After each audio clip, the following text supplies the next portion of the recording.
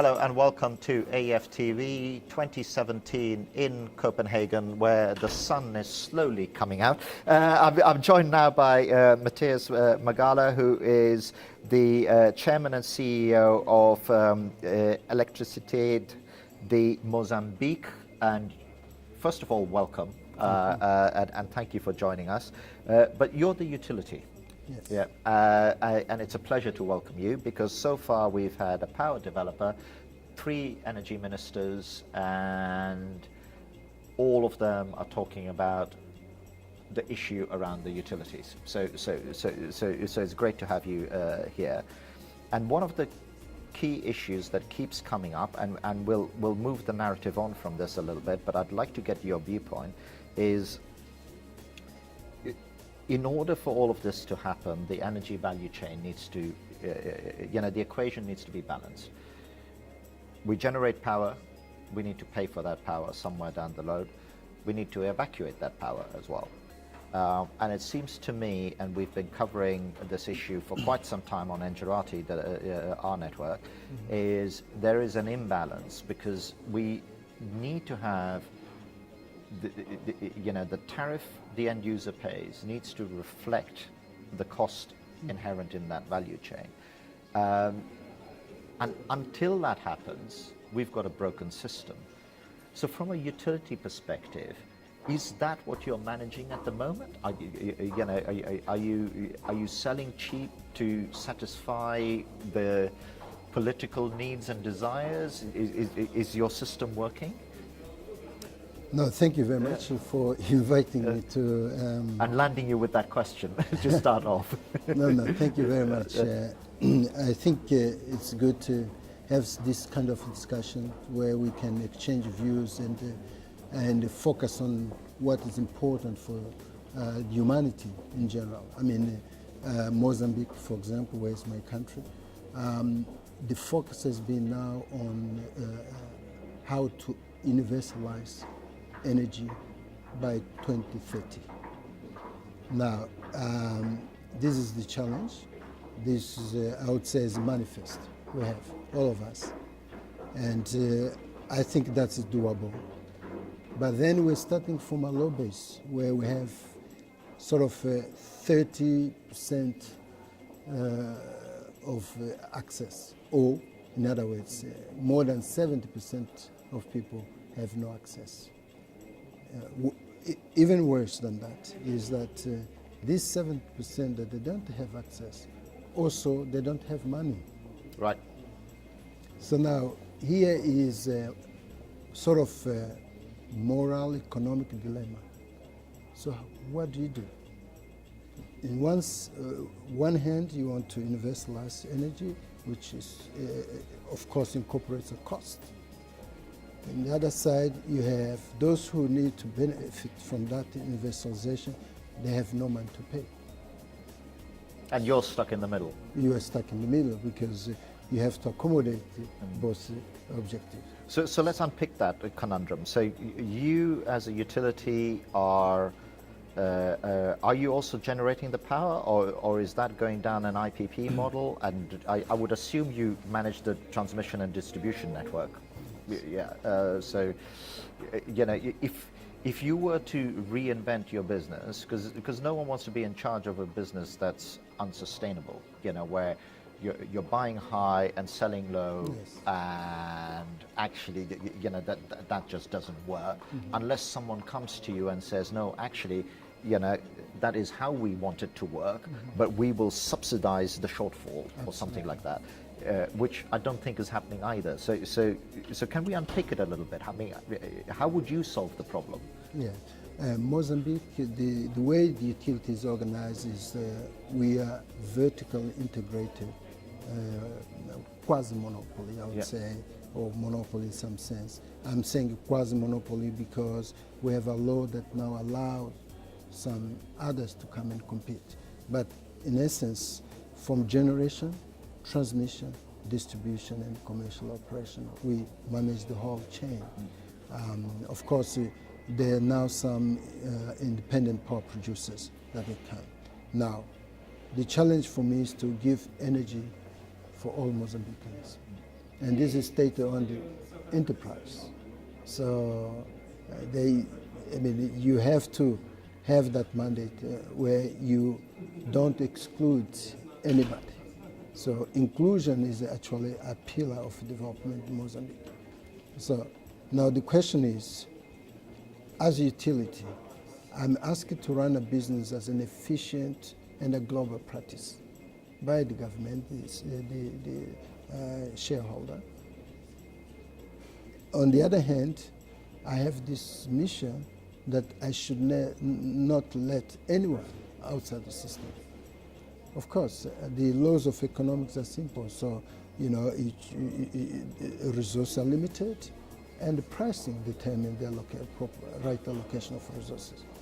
So, in this case, I would say, look, let's allocate the resources, scarce resources correctly.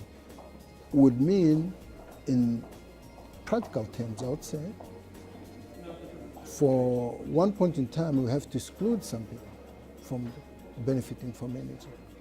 And that will probably raise all other issues in terms of how then you promote inclusion, how then you make electricity a means to give opportunity to others to participate in the development and the transformation of a country.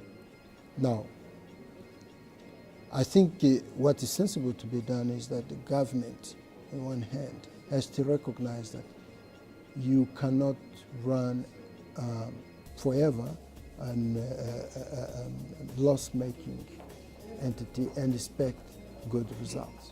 At one point in time, that must be clear. So we need to run profitable or at least not loss-making entities. We need to run. So now the question is, how do we do that in the presence of these social and commercial objectives that needs to be met? So what you're saying, and what I'm hearing, is that those two objectives are almost sometimes at conflict with each other. Absolutely. You probably need to pick one over the other, Yes. and then which one is it, and then you really have to go. But do you not think that there is a conversation to be had about, and Mozambique isn't the only country, or you aren't the only utility in Africa who's facing this, is somehow transitioning the balance. Absolutely. Saying that actually we know you need to get there, and the lowest common denominator is a non-loss making entity, right? That's the lowest common denominator. Do you not think that all the money and infrastructure that's being put in should allow you to fast track that and just say, well, let's just get it there? A little bit like the Marshall Plan for Europe. Let's just get it there, and that'll solve a lot of problems. Yeah. Well, times have changed, but I agree with you. I mean, there is a need for transition period. And I think from what I'm trying to do with the EDM is to start or to continue a process we just started a year ago of transformation of EDM, where we do recognize that at core of our business is electrification of a country to light and power Mozambique. But then we also recognize that there are two segments. One is commercial and one social. Right. And of course, it's very hard to say, well, the commercial one will produce money so we can invest in social. So let's, for a moment, wait for the social part until the commercial starts producing result. I mean, it would be very hard would attract many sensitivities, and maybe that will not be a very effective way to achieve a common objective. But would be good to say, utilities, you run a business as a private sector, and a profitable business can return resources, we can invest in social. In the meantime, we have some arrangements to take care of the social aspects of energy provision.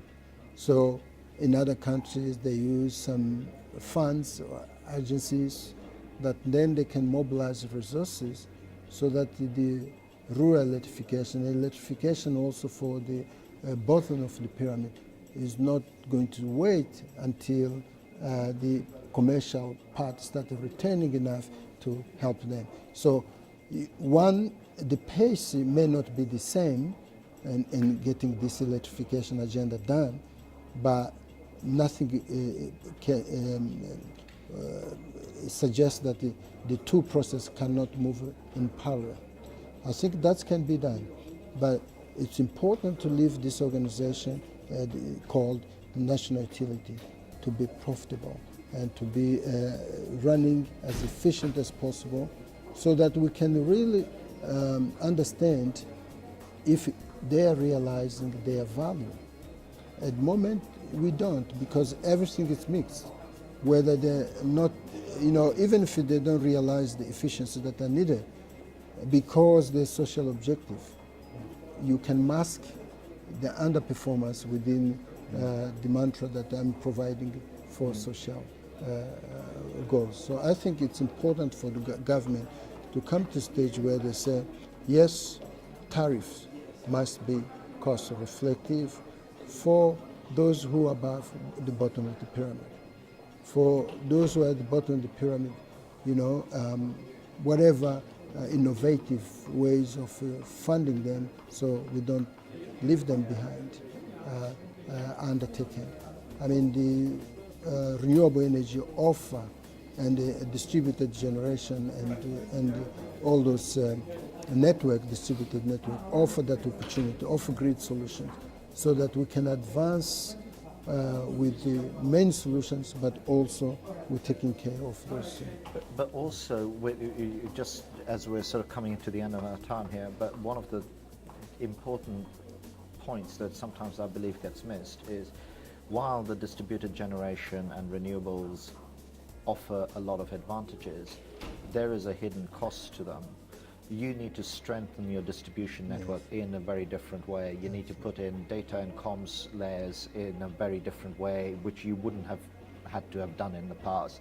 There is not an insignificant amount of investment that needs to go in to create a fit-for-purpose network and platform. I think that isn't one of the ways of fixing this that actually the transition is done by pumping the investment and the seed money or whatever we call it into the building of that network, because the network is the platform. You can then attach things around it, but if you don't have that network, you can build as many wind farms as you like. Your lines will start blowing up, won't they? Absolutely correct. And this transition period will be, particularly relevant for African countries, where again the economies are still not at a mature level. So they are evolving and maturing gradually, and they're all in different stages. So there, really the issue of investment, it's critical. And to compound the problem is the issue of investment and the risk, because of course those developing countries are still in a stage where they're building institutions, they're building capabilities, so you'd expect or you'd find that the level of perceived risk is higher. So to put on top of that investment in renewables, there also the cost of perceptions. So I think you are absolutely right.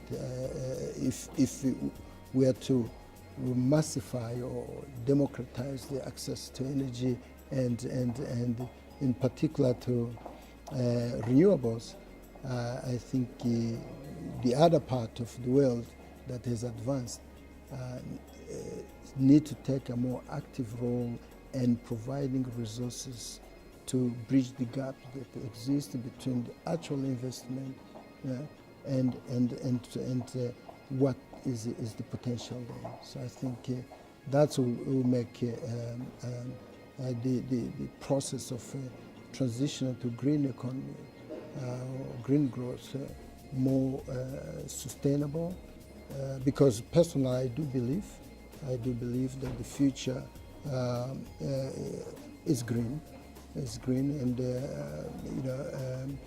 we should not fear the green future, but take advantage of that green future. But this transition period, we need to put in place mechanisms to assist and fund necessary development so we can maximize the benefits that the renewables and the other new source of energy can bring to the electrification and industrialization of Africa in particular.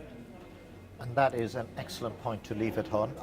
We've come to the end of our time here. Thank you very much for joining us, and it's great for those of you watching to get the utilities viewpoint about it's not just as easy as it sounds. It's a big balancing act. So thanks for taking the time, and thank you as well for watching AEF TV 2017 in Copenhagen. Thank you very much.